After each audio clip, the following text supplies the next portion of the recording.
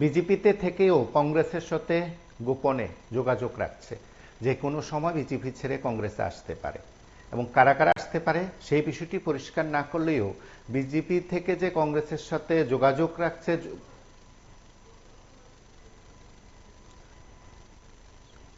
যোগাযোগ রাখছে সেই বিষয়টি এবার তুলে ধরলেন উদয়পুর জেলা কংগ্রেস সভাপতি টিটন পাল। গোপনে কারা যোগাযোগ রাখছেন বিষয়টি অবশ্যই শুনবো তার কাছ থেকে। তার আগে আপনারা যে দৃশ্য দেখছেন সেটা উদয়পুরে। আপনারা প্রত্যেকেই জানেন কংগ্রেসের তরফে এআইসিসির তরফে ঘোষণা করা হয়েছে যে সারা দেশে কর্মসূচি সংগঠিত করার, জেলা স্তরে সেই কর্মসূচি চলছে। বিষয় অবশ্যই আপনারা অবগত আছেন, সংসদে দাঁড়িয়ে কেন্দ্রীয় স্বরাষ্ট্রমন্ত্রী অমিত শাহ সংবিধান প্রণেতা ডক্টর বি আর আম্বেদকর সম্পর্কে কুরুচিকর মন্তব্য করেছেন বলে কংগ্রেসের অভিযোগ, এবং সেই অভিযোগের ভিত্তিতে কংগ্রেস গোটা দেশে কর্মসূচি সংগঠিত করছে এবং সংবিধান প্রণেতা ডক্টর বি আর আম্বেদকরের প্রতি অবমাননাকর মন্তব্য করার প্রতিবাদ তারা জানাচ্ছে বলে তাদের তরফে দাবি করা হয়, বক্তব্য রাখা হয়। তার সঙ্গে তারা অভিযোগ করেছেন যখন সংসদের প্রবেশ পথে রাহুল গান্ধীকে হেনস্থা করা হয়েছিল, সেই সময় কোনো একটি ঘটনাকে কেন্দ্র করে মিথ্যা অভিযোগে নাকি রাহুল গান্ধীকে ফাঁসিয়ে দেওয়া হয়েছে, মিথ্যা অভিযোগ আনা হয়েছে এবং রাহুল গান্ধী এবং বর্ষিয়ান কংগ্রেস নেতা এআইসিসির সভাপতি তথা সাংসদ মল্লিকার্জুন খার্গেকেও নাকি শারীরিকভাবে আক্রমণ করা হয়েছে, তাদের অভিযোগ সেখানে তুলে ধরা হয়েছে। কংগ্রেসের তরফে বিভিন্ন স্তরের নেতৃত্ব সেই অভিযোগ করছেন। জাতীয় স্তরে কংগ্রেস অভিযোগ করেছে যখন এফআইআর করা হচ্ছে সেই এফআইআর গ্রহণ করা হচ্ছে না। অভিযোগ তোলা হয়েছে যে তারা বিভিন্ন সাংসদরা যখন স্পিকারের কাছে অভিযোগ জানিয়েছেন সেই বিষয়টি নাকি গুরুত্ব দেওয়া হচ্ছে না, উল্টো রাহুল গান্ধীর বিরুদ্ধে সেখানে মিথ্যা অভিযোগ করা হয়েছে বলে কংগ্রেস নেতৃত্ব জানিয়েছেন। জাতীয় স্তরে কংগ্রেসের এই বক্তব্য কিংবা রাজ্য স্তরে কংগ্রেসের এই বক্তব্য অবশ্যই আপনারা শুনেছেন। তার পাশাপাশি উদয়পুরে সেই সংবিধান প্রণেতা ডক্টর বি আর আম্বেদকরের প্রতি অবমাননাকর কুরুচিকর মন্তব্য করার অভিযোগ তুলে প্রতিবাদ কর্মসূচি সংগঠিত করল উদয়পুর জেলা কংগ্রেস এবং জেলা সভাপতি টিটন পালের উপস্থিতিতে সেই প্রতিবাদের মিছিল সভা অনুষ্ঠিত হয় এবং সেই কর্মসূচি থেকে কি বক্তব্য আমরা একবার শুনবো। তার আগে সরাসরি সেই কর্মসূচির খানিকটা অংশ দেখব।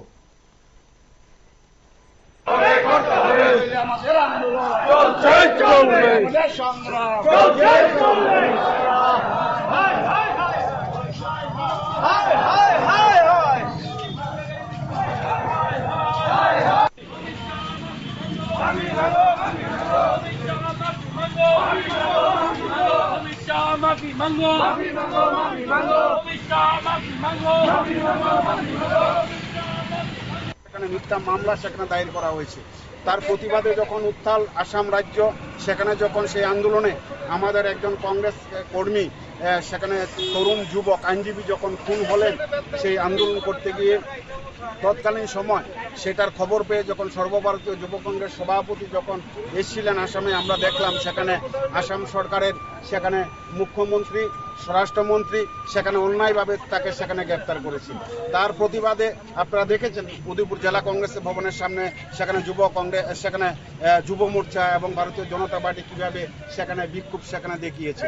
এই ঘটনা প্রমাণ করে ভারতীয় জনতা পার্টি ভীত সন্ত্রস্ত। তার প্রতিবাদে সেখানে সেটা প্রমাণ করে যে ভারতীয় জনতা পার্টি সম্পূর্ণ দলীয়পনার সেখানে রাজনীতির আশ্রয় নিয়েছে। এই ঘটনার সেখানে তীব্র নিন্দা জানাই আমরা। আমাদের মূল একটাই বক্তব্য, অবিলম্বে স্বরাষ্ট্রমন্ত্রীকে সেখানে পদত্যাগ করতে হবে। লোকসভা অধিবেশন সেখানে সম্পন্ন হয়েছে গতকাল। এই লোকসভা অধিবেশন চলাকালীন দেশের স্বরাষ্ট্রমন্ত্রী অমিত শাহজি ভারতবর্ষের সংবিধান প্রণেতা ডক্টর বি আর আম্বেদকরের বিরুদ্ধে যে মন্তব্য করেছে, অত্যন্ত সেই মন্তব্য নিন্দনীয়। বিদ্রুপ করেছেন ডক্টর বি আর আম্বেদকরের সেখানে বিরুদ্ধে। তার প্রতিবাদে সারা দেশে সেখানে সর্বভারতীয় কংগ্রেস কমিটির উদ্যোগে সেখানে আন্দোলন চলছে। আমরা উদয়পুর জেলা কংগ্রেসের উদ্যোগে স্বরাষ্ট্রমন্ত্রী অমিত শাহ দেশের মানুষের কাছে ক্ষমা প্রার্থনার দাবিতে এবং পদত্যাগের দাবিতে আমরা উদয়পুর জেলা কংগ্রেস উদয়পুর শহরে আমরা প্রতিবাদ মিছিল আমরা সংগঠিত করেছি।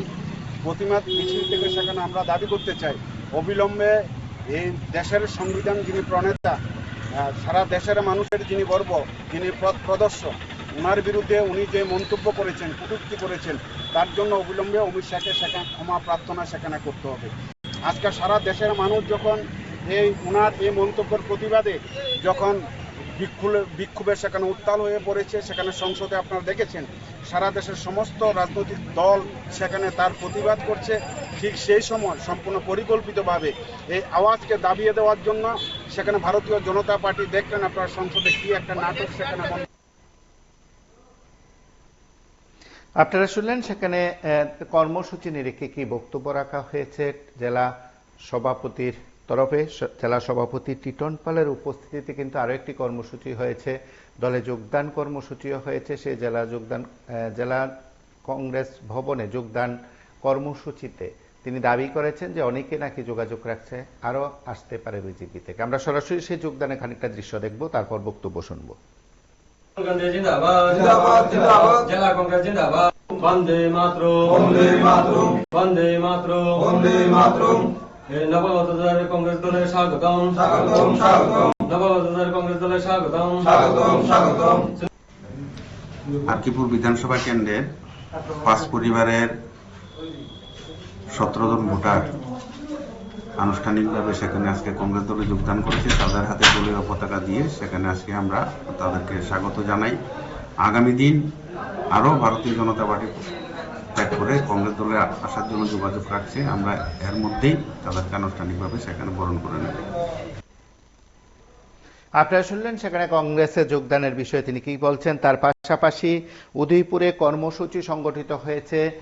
কেন্দ্রীয় স্বরাষ্ট্রমন্ত্রী অমিত শাহের পদত্যাগ সেখানে দাবি করা হয়েছে। যখন রাজ্যে কেন্দ্রীয় স্বরাষ্ট্রমন্ত্রী অমিত শাহের উপস্থিতিতে এনএসির বৈঠক চলছে, ঠিক তখনই উদয়পুরে কংগ্রেসের তরফে, জেলা কংগ্রেসের তরফে কর্মসূচি সংগঠিত করা হয়। অমিত শাহের পদত্যাগ দাবি করা হয়। তার পাশাপাশি যে মন্তব্য করেছেন বলে অভিযোগ করা হয়, তারপর সেই মন্তব্যের কারণে অমিত শাহকে ক্ষমা চাইতেও বলল কংগ্রেস। জেলা কংগ্রেসের এই কর্মসূচি চলছে, তার পাশাপাশি যোগদান কর্মসূচি আপনারা দেখলেন। আপনার সঙ্গে থাকুন, দেখতে থাকুন PB24।